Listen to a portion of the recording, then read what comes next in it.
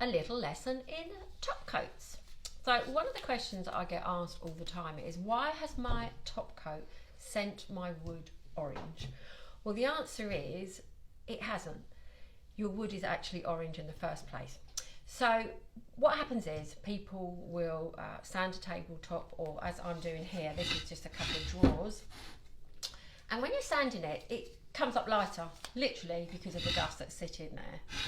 So when you put a top coat on, people are always surprised at the colour that it comes out, especially if it goes a lot more orange, which people don't want.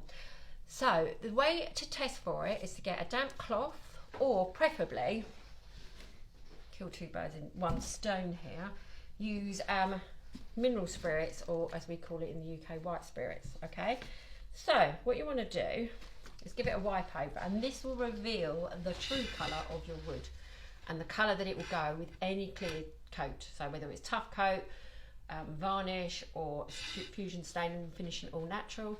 So look at the difference of that.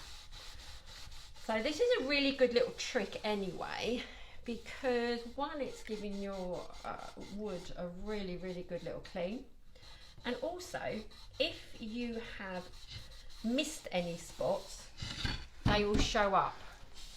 So if I hadn't if I hadn't sanded a part of it here, it wouldn't go this colour. Also, if you've got any little sanding squiggles from sanding too fast, or something just trapped under your paper or whatever, they will show up at this stage, and that gives you a chance to go back and do something about it.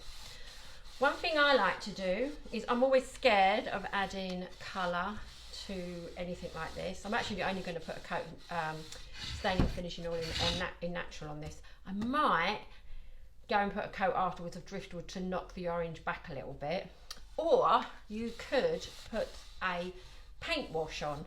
But if you're going to do a paint wash, don't wipe it over with white spirit. Wipe it over with just a damp cloth first, and then do a paint wash. Paint wash is simple, 50-50 water and paint, and it's a good thing to do if you want to try and knock back the orange. You could use a greenish toned paint. Mix your water up 50-50, wet your surface so it doesn't grab too quick, paint it on, wipe it off, and you can get a kind of a greenish tone. But because you have used diluted paint, you will need to top coat that. You could use stain and finishing oil again, tough coat, any varnish, whatever. So I am going to put stain and finishing oil on this, and because mineral spirits actually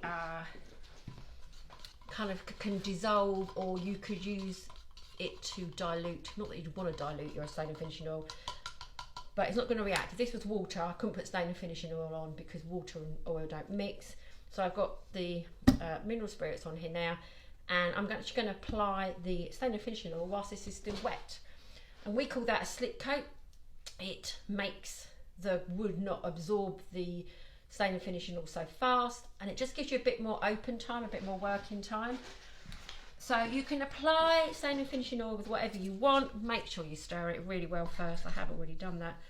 I quite like using an old brush, so I kind of keep these brushes. You can't use them for much afterwards. And I'm just going to paint this on. The Fusion applicator pads are really good for this. So I am painting this on. Now, if you were doing a colour, you can leave it for 10-15 minutes and then wipe it off. If you're nervous about the colour, I love using ebony, but it is quite scary because it's black, but ebony just clings to the wood grain. So I like putting a liberal coat of this on, and then I'd rather do 2 or 3 thin coats, which will dry quicker than say one thick coat. So I'm just painting all over my stain and finishing oil. I quite like going across the grain, getting it all in there. So when I'm happy, I'm then going to just wipe it off with a lint-free cloth. A clean lint-free cloth. This has actually been in the washing machine, you wouldn't know it because I've been using it for other stuff. And just wipe it back. So if, like I say, if it was a colour, especially if it's the first coat of colour and you're really scared of how it's going to go, just wipe it back almost immediately. If you're more confident and you like what you see, then you don't have to wipe it back quite so soon. But you know, it's as simple as that. There you go. So this does show you how orange. I think I'm going to have to do a coat of driftwood on top of this.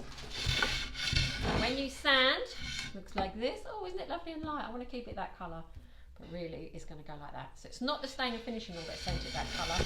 It is the natural. Sorry, I'm bashing the stand. It is the natural colour of the wood. So the only way to change the colour is to add colour. So if you want to go lighter, there's white stain and finishing oil, driftwood, or like I said, use paint wash. So this is white, so this is on oak, 1 coat, 2, this is driftwood, so that's this is quite good for knocking back orangeness. I use this quite a lot. Cappuccino, nice and chocolatey, 1 coat, 2, but my fave, ebony, I've used this a lot. I love it, it's got something stuck to it, I love it, 1 coat.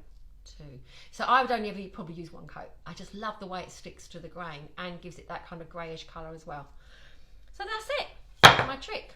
Test it by wiping it with a damp cloth or mineral spirits so that you can see the true colour of the wood, and it will give you an idea of what colour it will go with colours. Mess around with paint washes, but always seal them. That's it. Plain and simple.